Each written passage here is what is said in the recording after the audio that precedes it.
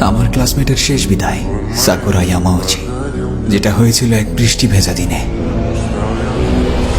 শোনো গো, তোমার সাথে সময় কাটাতে খুব ভালো লাগে। এই, তুমি মরে যাবে না তো? মারা তো যেতেই হবে, সেটা আমি হোক বা তুমি। তুমি বুঝছো না। এখন যদি তুমি আমার পাকস্থলীর দিক থেকে বলো, তাহলে আমি মারা যাব। এভাবে বলো না। আমাকে দেখে হয়তো তোমার মনে হয় না, তবে তোমাকে নিয়ে আমার চিন্তা হয়। তুমি চাও যে আমি বেঁচে থাকি? অনেক বেশি। আমি না ভাবতাম কেউ আমাকে নিয়ে কেয়ার করার মতো ভাগ্যবতী আমি নই।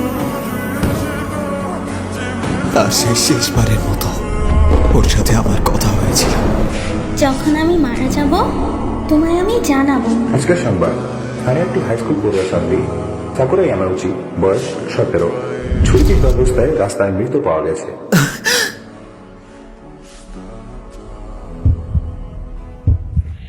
চিন্তা করো না।